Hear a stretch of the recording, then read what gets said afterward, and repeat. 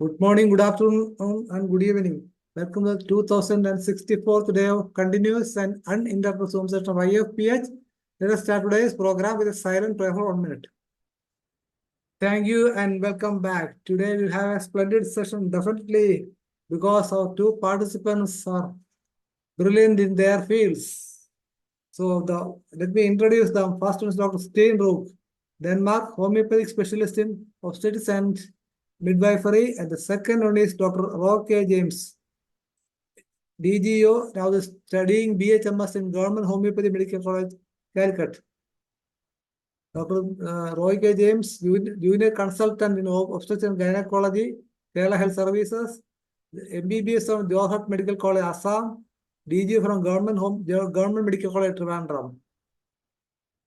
So the topic is the role of homeopathy in uterine dystocia and postpartum hemorrhage. We all know that the importance of this condition, the postpartum hemorrhage. The gynecologists are desperately looking to some effective medicine to contain this condition. So on behalf of IFPH, I'm welcoming our guest, Dr. STINE and Dr. RUGE James. Please, Dr. STINE, please, you can proceed now. Thank you very much. And today, this is the second session that Dr. Roy and I do together. We work in the same field, but in different parts of the world. And Dr. Roy slowly sliding in from the allopathic world to the homeopathic. So yeah, I will give the word to you, Dr. Roy. Yes, thank you, Dr. STINE. As you said, we are in different sectors of the medical field, and definitely I'm swaying my way slowly towards homeopathy, and right now I am pursuing my BHMS. So I think the collaboration with homeopathy and allopathy would be a dynamic influence, with much better outcomes, especially in popular parts of the world with these management in obstetrics like PPH and uterine dystocia. It will be very effective because both these conditions, those are headaches for the gynecologist across the globe, and it's very difficult to deal with. And there are only a few medicines and few interventions that are still not very effective in all cases. But in most cases, of course, it's very effective. They are surgical interventions. But otherwise, these medicinal managements, they are not up to the mark. That's what I have seen throughout these years. And these cases of PPH and uterine dystocia has been increasing, especially in our state and all over India. And I think it's mostly because of the sedentary lifestyle, the improper nutrition, the introduction of junk food into food culture. All these have contributed to the decline in the general maternal health. So it's very imperative that we ought to find out a new integrated management to tackle these issues. So without wasting more time, let's start with our topic. So let us start with postpartum hemorrhage, PPH then. I have brought in some slides. Yeah, is my screen visible?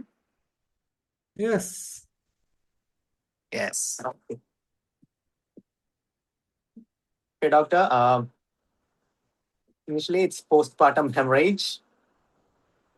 So in the third stage, complications, the postpartum hemorrhage, retained placenta, morbidly adherent placenta, inversion of uterus, the amniotic fluid embolism. All these are the most common third stage complications. And postpartum hemorrhage can lead to a drop in the hematocrit of more than 10%, more than approximately 10% drop, or the hemorrhage that requires immediate transfusion. So there are different types of PPH. One is primary PPH with a blood loss of more than 500 ml from the genital tract in the first 24 hours of childbirth. and it complicates about 5% of all deliveries.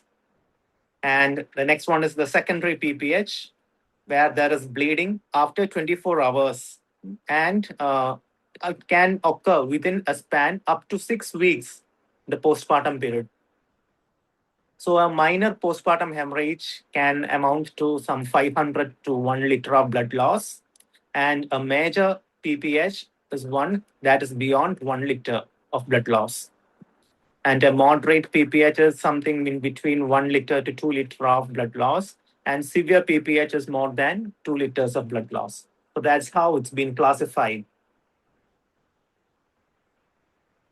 So again, there are various causes for this PPH, and the most common ones are pertaining to tone, trauma, tissue injury, and thrombin. So one is the most commonly seen one is atonic PPH.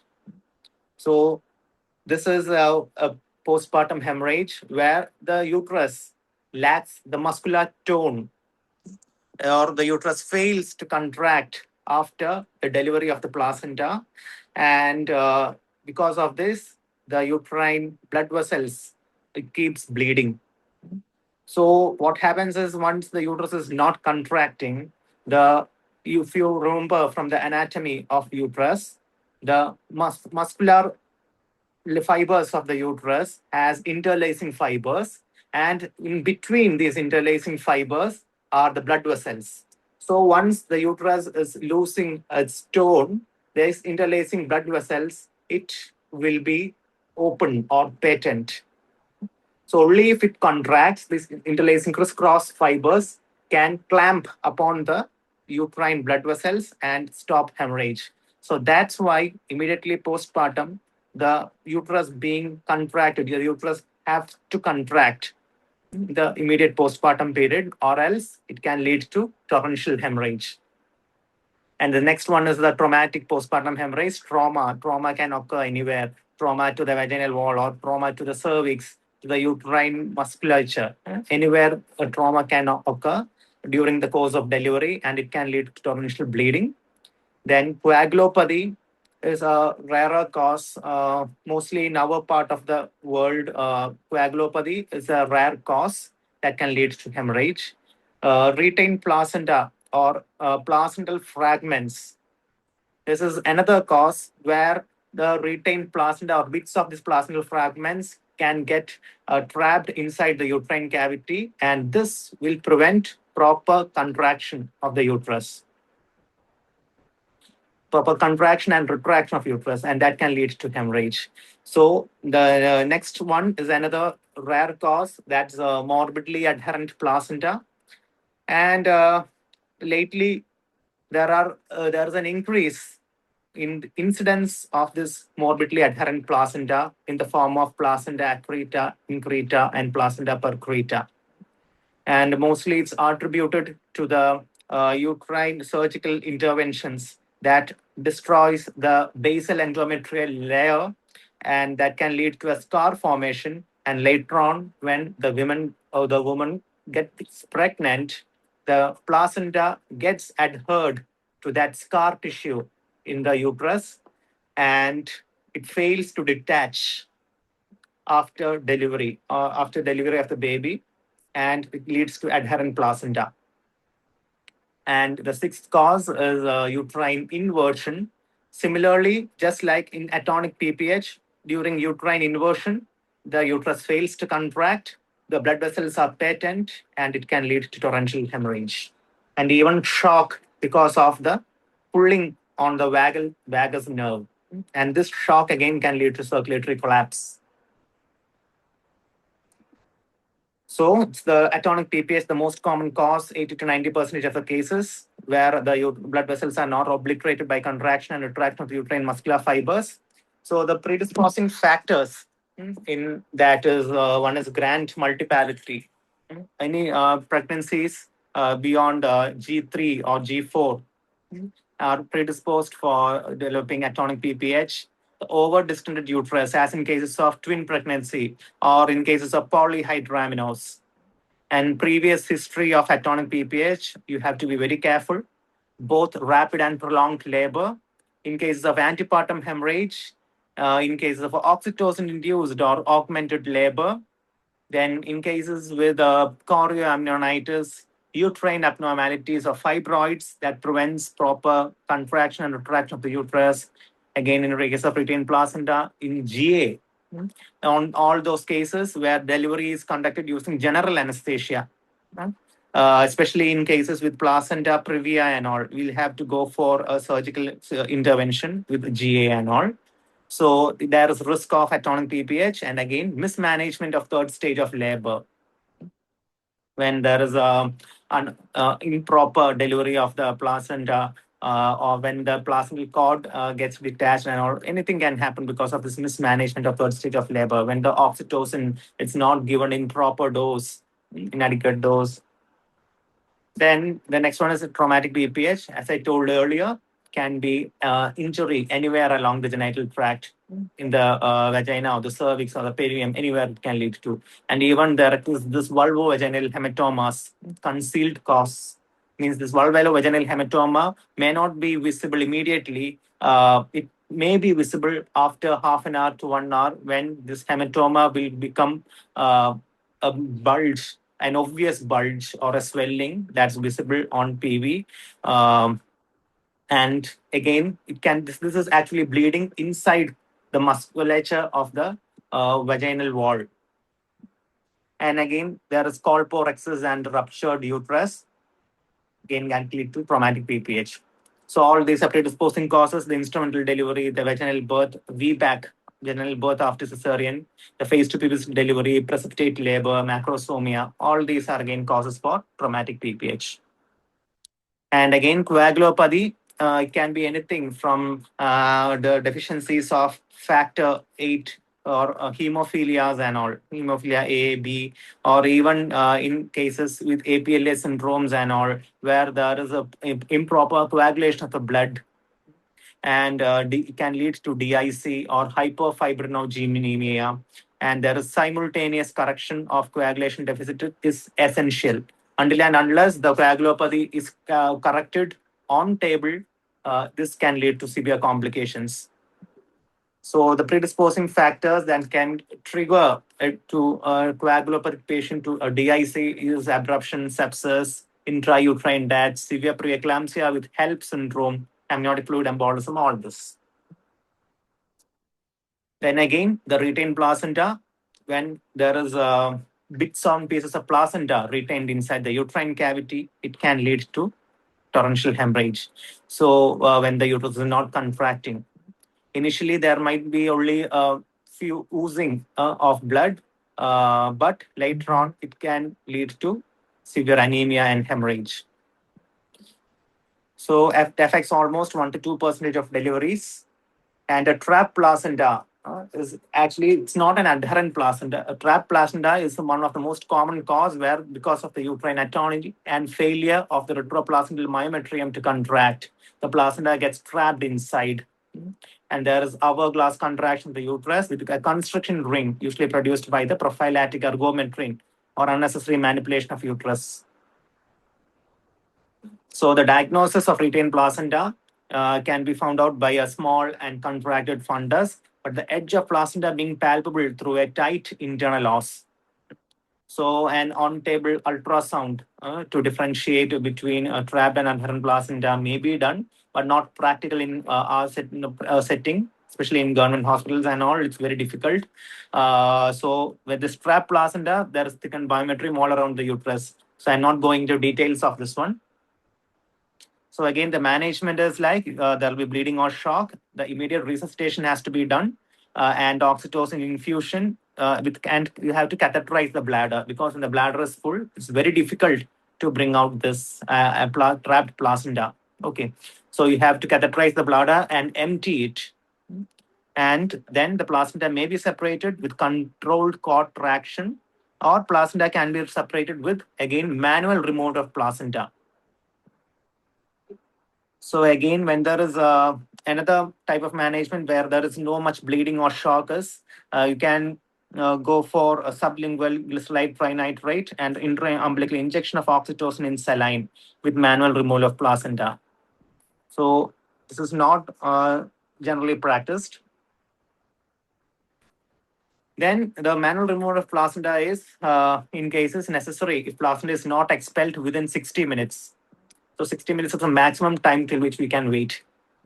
So in general, placenta has to be expelled within 30 minutes after expulsion of the baby, after delivery of the baby. So otherwise, you have to go for active management of try to think about all the causes why the placenta is getting trapped inside. So it's done under general anesthesia or regional anesthesia, because once you give this general anesthesia, the uterus will become much more relaxed. And then you can actually manipulate the uterine inside of the uterine cavity with the hand, the gloved hand, and can actually there this highly contracted uterus. If it's there, then you can give glyceride trinitrate, because when the uterus is highly contracted with the placenta trapped inside, it's actually very difficult to manage, because later on it can lead to torrential hemorrhage. And also sublingual spray or tablets are also seen to be effective. And once the placenta has been removed manually, you can go for oxytoxics. Then morbidly adherent placenta is a dreaded complication, because it can be either a partial adherence or a total absence of decidua basalis or the fibrinode layer, the nitabux layer, and where there is proper adherence. And the main etiology is a defective decidual formation, can be total, partial, or focal. And there is increased incidence due to increasing C-section. It's another major cause for this morbidly adherent placenta. These surgical interventions inside the uterus. Then leading cause of intractable PPH means it's very difficult to contain the hemorrhage caused by morbidly adherent placenta. And mostly, in most of the cases, we have to go for emergency hysterectomy after the cesarean section is done. And it could be a cesarean section or a vaginal delivery. But when a morbidly adherent placenta has been detected after a vaginal delivery, you have to again go for hysterectomy. And it's also a leading cause of maternal mortality. So these are different types of placenta accreta or placenta increta and placenta percreta, depending upon the layer up to which there is adherence can be seen. So in placenta percreta and all, there is adherence even up to the serosal layer. Okay. So this prevention of PPH is a much more effective way, where you have to initially, if the patient is suffering from anemia, you have to go for correction of anemia in the antenatal period itself. And it has to be anticipated in all high-risk cases. All high-risk cases means in cases where there is gestational hypertension or in cases of anemia that is recently corrected. In all these cases, the patient may go for postpartum hemorrhage. So you have to, in all those cases, you have to priorly arrange blood with a proper blood group of the patient. And a use of partogram has to be advocated to avoid prolonged labor. Then dehydration has to be corrected promptly, and an IV line can be put in the second stage to correct it. And this active management of third stage of labor has to be done with the control called traction and all. And the close monitoring for the 60 minutes post-delivery has to be done properly, and the surgery has to be done by a well-experienced surgeon, if at all, when it becomes necessary. And the hospitals has to have a separate protocol for managing PPH. And the periodic training of all the staff involved in the labor room has to be done. So the prophylactics uterotonics has to be routinely offered in the third stage of labor. And for more women with no risk factors delivering vaginally, oxytocin has to be given. And delivering by CS, they'll see the doses of oxytocin that's given. In cesarean section, it's 5 units by slow IV or injection. And in vaginal delivery, that's 10 units IM, agent of choice in third stage. With increased risk of PPS, we can again think of ergometrin, tranexamic acid, and all. So the management in general measures, you have to resuscitate the patient, you have to give in proper investigations and monitoring with confirmation of the cause. In medical methods, there are all these oxytotics, with oxytocin, ergometrin, prostaglandin derivatives, and all has to be given. In the mechanical methods, the bimanual compression and balloon tamponade all can be thought of. Then again, in surgical methods, there are different types of sutures by which you can prevent, means you can manage PPH. Not prevent, actually, it's management of PPH. The Beeling suture and all is usually then Heyman suture and all. And there is this radiological arterial embolization. The femoral artery catheterization is done, and the embolization of the bleeding vessels with gel form or microspheres are done under angiographic guidance. So this visual estimation of the peripartum blood loss, it may be inaccurate. So you have to really rely on the clinical signs and symptoms. And again, the proper communication with the patient and bystanders of the prognosis and the management currently we are planning or going to do for the patient has to be communicated well. And the relevant staff with appropriate levels of expertise should be alerted. So it's actually a team, a multidisciplinary team management with senior members that has to be done during PPH. Okay, so all these are again more elaborate managements. I'm not taking too much of time. So let's go with the homeopathic management. So this is a management of the postpartum hemorrhage in nutshell in allopathic world. So it's off to Dr. Steen. Yes, Dr. Thank Steen, you please very begin. much, Dr. Roy. Yes. Please stop sharing your screen so we can see you. Definitely. Yeah. There you are.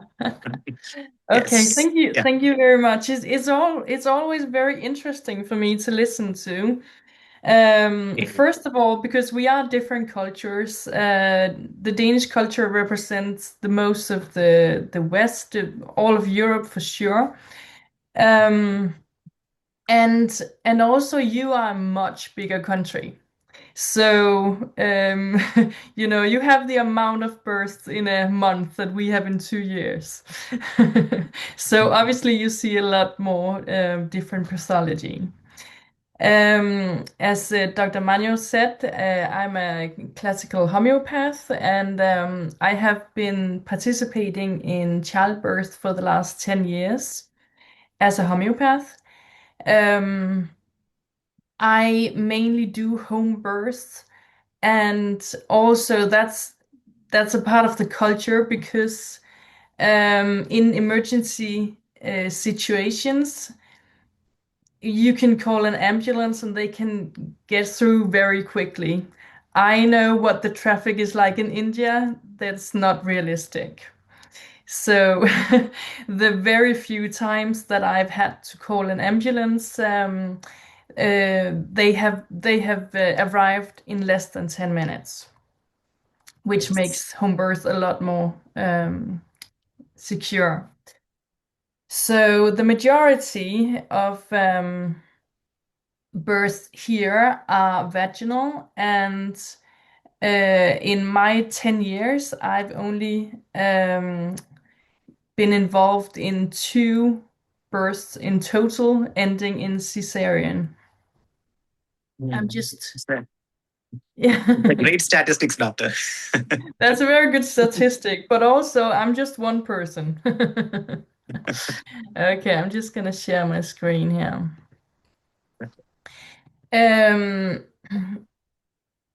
also it's not here.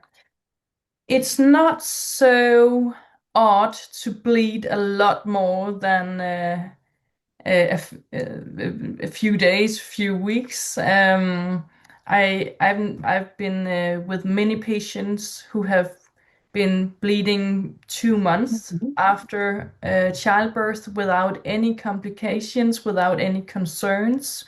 We don't really see many cases of anemia. That could be a diet thing as well. Anyway, it's very interesting for me to hear. But the cases where the postpartum hemorrhage becomes an issue is usually where there has been interventions, allopathic interventions. Okay, so we're going to look at the homeopathic side. Just gonna make sure that I know what time it is. Okay. So I'm not going through a lot of emergency acute remedies because we are homeopaths. We all know how to look up rubrics in a repertory. But I'm going to look at what is our job actually in the birthing room as a homeopath. And most of the births I participate in, I'm the only person there except from the parents. So our job in all cases, in all situations, but also during childbirth, is to look at patterns. We need to recognize the patterns, and that's where all the info that Dr. Roy just gave us is very important to know, because that's the only way we can know what is normal and what is peculiar. We could easily have decided to split these two topics into two sessions, but I think it's very interesting to combine them because homeopathically, uterine dystocia is an inability to open and release, and hemorrhage is the opposite, inability to close and restore. So what we need to do when we are working with birthing women is that we need to understand the vital force, because labor is a dynamic expression of the vital force. And if we have a strong vital force, we can work ourselves through most assumptions of pathology. We can have mechanical disturbances, tight muscles, ligaments. We can even have a tricky bone structure. But if our vital force is strong, we can work ourselves through this because of the high energy level that is going on during childbirth. But we always want to know what is the causation. That is often less interesting allopathically, but to be able to succeed with anything in homeopathy, we need to be able to look at the causation. So why is the vital force weakened during childbirth? And obviously the woman has a long history that we need to look at. But there are three main groups of symptoms we need to look at. The one is depletion. Is she eating well enough? Is she exhausted? Has she been throwing up, vomiting during her entire pregnancy? Has she been working, taking care of all the other kids? Is there some kind of blockage, emotional blockage? You would think that that is less important than the whole obstetric dilemma of walking around on two legs and trying to give birth as a mammal. But the emotional blockage has a huge influence, and especially if there is recent birth trauma. Later, I'm going to go through three recent childbirths that I've just participated in to summarize it all. And then, of course, dysregulation. It can be long-term stress, weakening the vital force. It can be suppression in a matter of mental, emotional, but also medical suppression, which can complicate things for us. And then, of course, miasmatic patterns. And I think miasmatic patterns are the most important thing when we need to move things which is stuck, or when we experience a lot of SORA, which was Hahnemann's approach. We all see a lot of SORA during during pregnancy, to build up the energy to make the body able to do its thing. Let's see. Okay, so I've made an illustration here of the 5 miasms, and just to get the understanding that if we can recognize a miasm during pregnancy, we can kind of predict what the obstacles will be later during labor, during the postpartum, during the birth of the placenta, and so on. So as we do in any other cases, any other constitutional treatment, we need to look for the miasmatic symptoms during the pregnancy. So we all know that SORA is when you can't really produce enough. That's usually the atonic uterus. It's the slow onset, the weak contractions, the long pauses, and a woman who doesn't really believe in it. That could be a case of lack of nutrition or anemia, but it could also be genetic. The 2 miasms that I see the most in the pregnancy and in the birth are psychosis and the tubercular miasm. So we have in psychosis, we have the retention, the gained weight, the fluid. We have, it could be constipation. You know, we keep producing, but we can't really get the release. That is the psychosis during pregnancy. And then we have the top, which is chaos in all directions. It's usually a lot of rapid changes. We try to help the woman with all sorts of symptoms. Nothing is really helping her because as soon as we've prescribed, she's on to something else.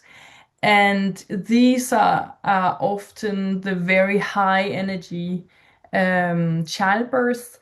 So if we have tubercular pregnancy, we can predict that it could be a very fast acting childbirth. So why we need to look at the miasms, which might not be visible when before pregnancy, is to know what to look for when she's giving birth. So just a quick way through the different miasms here. As I said before, this is one of the ones I see the most. Obviously, most pregnancies are not ending up in pathology. Pathology in the homeopathic sense is the last step of disease, right? So we as homeopaths, we see many symptoms before that we can treat and thereby change the energy away from pathology. But one of the things that we see is the excessive weight gain and the edema. It's not always something that's going to end in pathology, but if we then also has persistent nausea, even hyperemesis, we know, okay, there is something about detoxing which is not really working, which, as Dr. Roy said before, can lead to stuff like preeclampsia. We often see the woman producing a lot of symptoms but can't get the release. That's the thing. And the other very recognizable here, the tubercular. As I said before, this one is very easy to recognize because she produces a lot in all sorts of directions. I'm just gonna go quickly through this so I can so I have time for everything.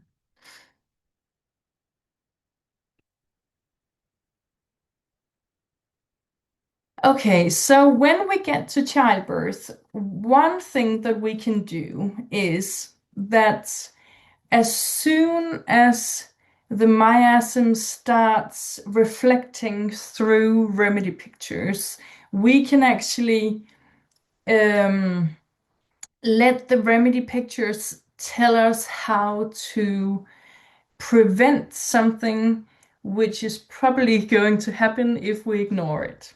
And most people who work with childbirth, they rarely see an entire birth from the starting point to the end. Because, you know, if you're in a hospital, you have many different birthing women at the same time. However, because I do home birth, I'm there all the time. And when we start seeing symptoms like chamomilla, which is probably not one of the remedies that we really think of the first when it comes to uterine dystocia and postpartum hemorrhage, but still, in homeopathy, we have to remember that if we just look up acute remedies from different situations, we are more tending to prescribe in an allopathic kind of way, protocol wise, where we know from all other situations that if a patient matches the symptoms, then every remedy can help. So if we look at the big remedies that we all know, like chamomilla, she's very easy to recognize during childbirth. She has the sensitivity to pain. She has the changing mind. Not always talking very politely to the people in the birthing room. And she can get very irritable and angry and, you know, demand and not want it anyway. But if we see this remedy picture and we don't treat it, then because it has such a huge, strong energy, it can lead to postpartum hemorrhage because it has such a strong power. And, you know, it's a very intense remedy. And the opposite is gelsemium. Gelsemium I see a lot, especially during childbirth, where there are many vaginal checks. So in a hospital, it's a normal procedure to check how dilated the woman is, and it can be very bad news, gelsemium bad news to a woman, to feel that she's been doing this forever and ever, and she's only, say, 4 centimeters dilated. That can often shut her down completely. She will start losing faith in her ability to give birth, which can lead to uterine dystocia. I've seen many cases of gelsemium in uterine dystocia where the remedy has had an amazing outcome of this. And then obviously we have the two remedies that everyone in the childbirth sector knows, the semizifuga and calyphyllum. I'm going to go through some cases where you might see some of them. But first, I just want to talk about the placenta, because we use our knowledge about the miasms to see what is going on during pregnancy, what might happen during birth, and then we start treating the woman. The placenta delivery tells us a lot about how much that we've been able to work with the vital force. So all the way up until the child is born, and we wait for the placenta. I know it's a usual procedure that it needs to be born top 30 minutes after birth in most hospitals. If there is absolutely no complications, I will easily wait an hour for placenta to be born by itself, and I rarely see any complications with doing that. And that is because if we have seen a strong vital force working all the way through, we can be pretty sure that the body is able to retract itself after the placenta is born. It's totally okay if the body has been working intensively and it just needs a slight break. You know, we just need to breathe, we need to hold our child, we need to laugh about how insane was this. and then the body has a short pause to regain some energy and birth the placenta. Completely okay. We rarely see postpartum hemorrhage if that's the case.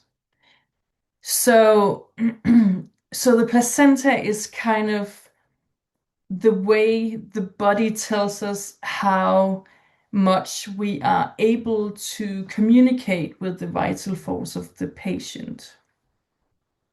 And it's not necessarily because you're not a good homeopath that you're not able to do it. All women are different. We all have different stories, and we can only meet our patient where they are. But in most cases, and I think that is why I mainly see great outcomes, very uncomplicated childbirth, is because of the homeopathic point of view. Women like talking to homeopaths because we listen, because we ask about their story, we try to understand what was your previous birth like and what is the causation that happened, and we go through the old journals with them and try to figure out why did the hospital, if she gave birth there, make the decisions that they did. So just the part of being listened to and understood is a huge part of feeling safe and being able to produce oxytocin and being able to strengthen your vital force.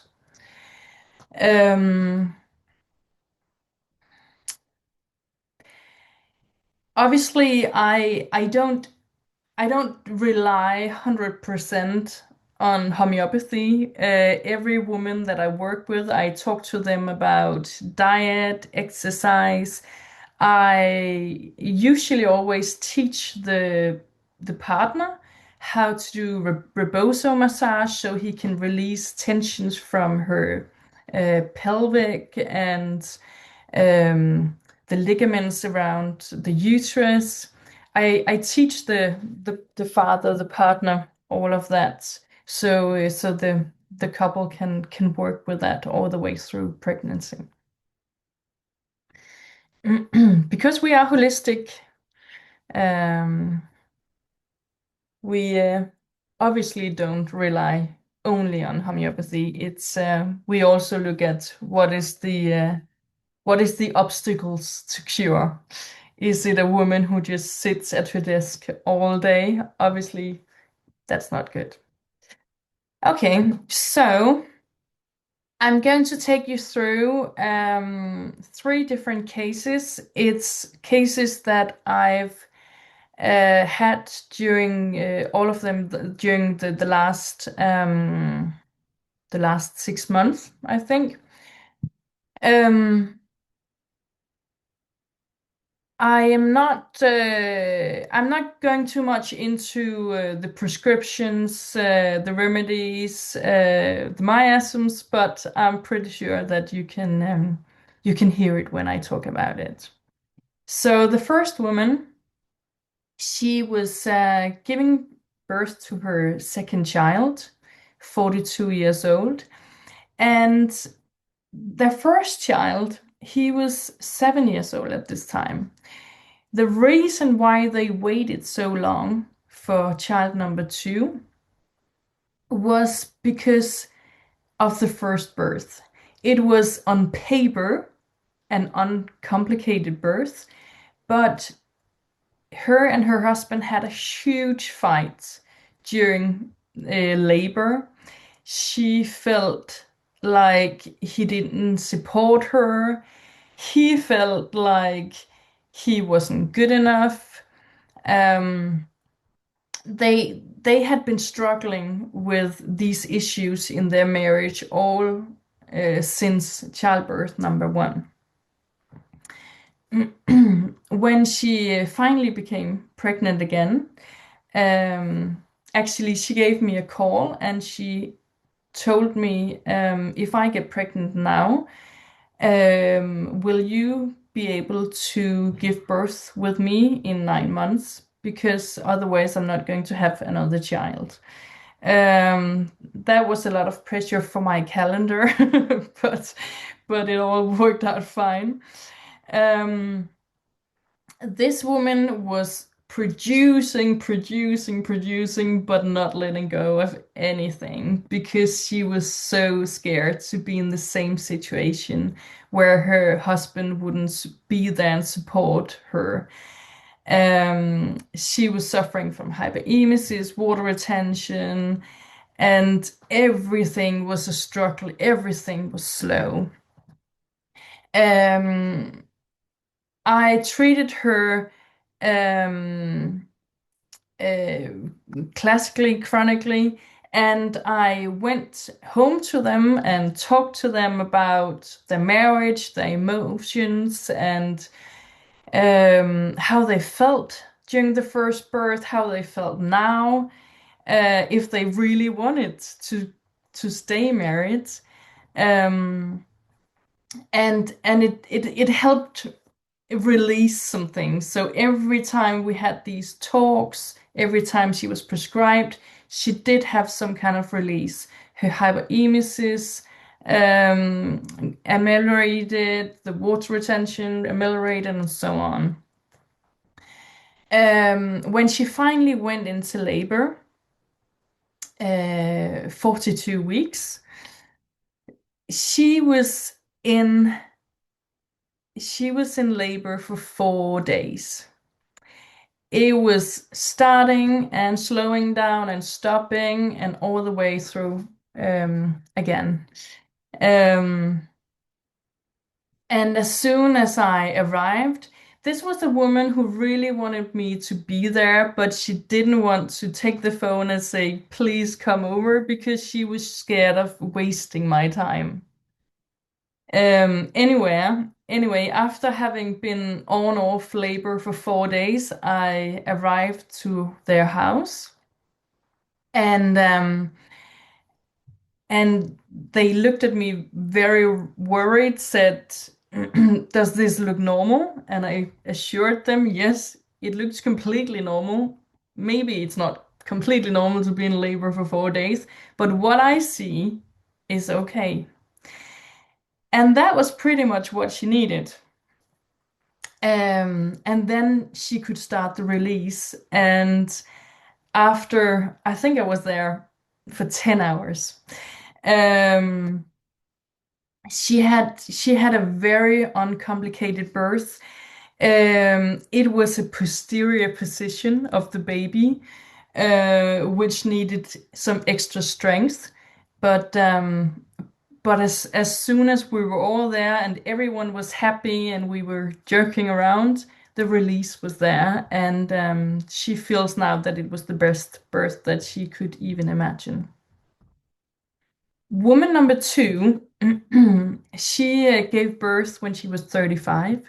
It was her first child, first pregnancy, and she had been struggling with infertility for many, many years.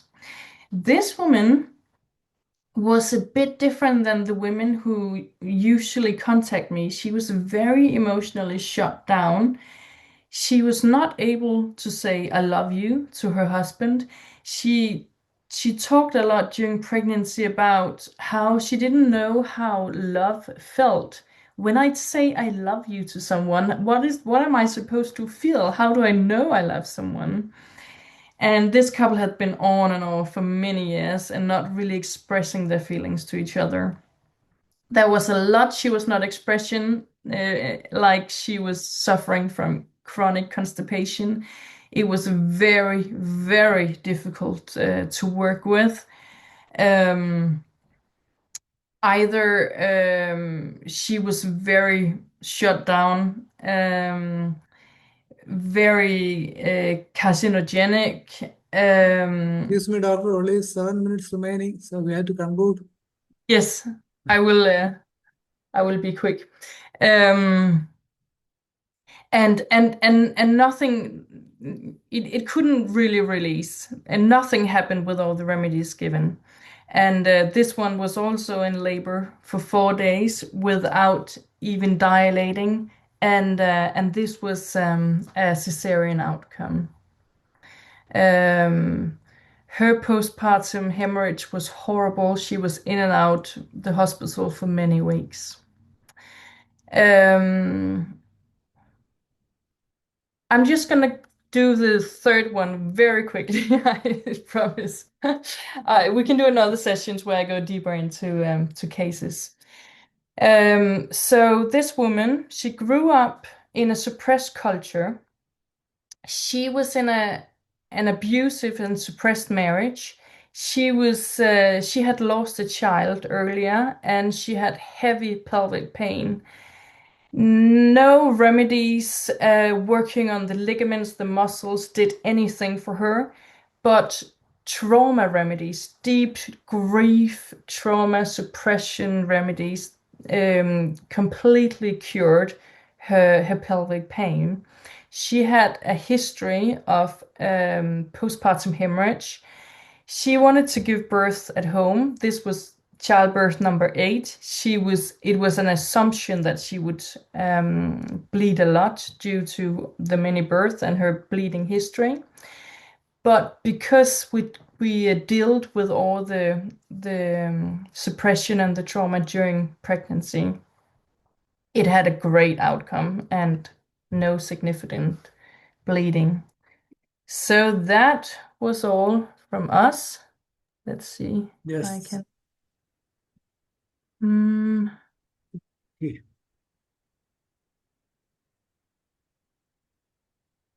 Yes, it often exposes the possibility of homeopathy.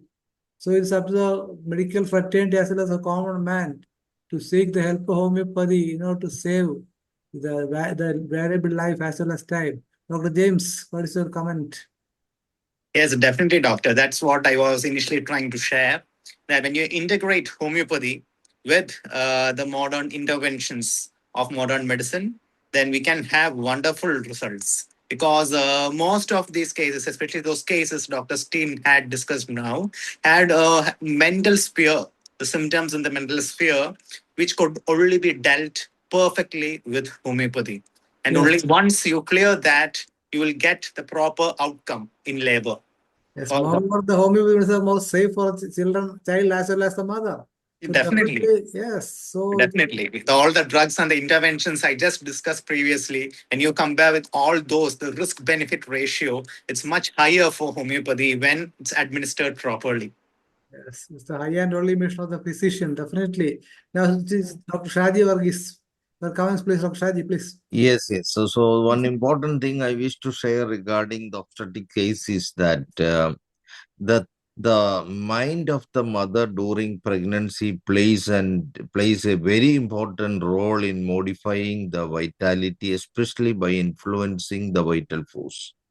So the character and behavior and the philosophy of thinking of the mother is the most important aspect that arrange the vital force, and that is one of the important reason why the old woman used to give natural birth at home only from time immemorial. That became difficult when forces who control the world start corrupting the mind of woman in various unnatural unhealthy philosophies, concepts and attitudes, and that prevails the world today. So it is an important thing to note, and we homeopaths needs to understand that, and we need to counsel not only individuals but societies and the world at large for the rectification of that will bring back to normal delivery again. Yes. Okay. Thank you. Yes, that's the most important thing. Dr. Tanesh, do you have any comments? Dr. Tanesh, please. Dr. Tanesh, are you there? Yes, Dr. Singh, it's really a very good session.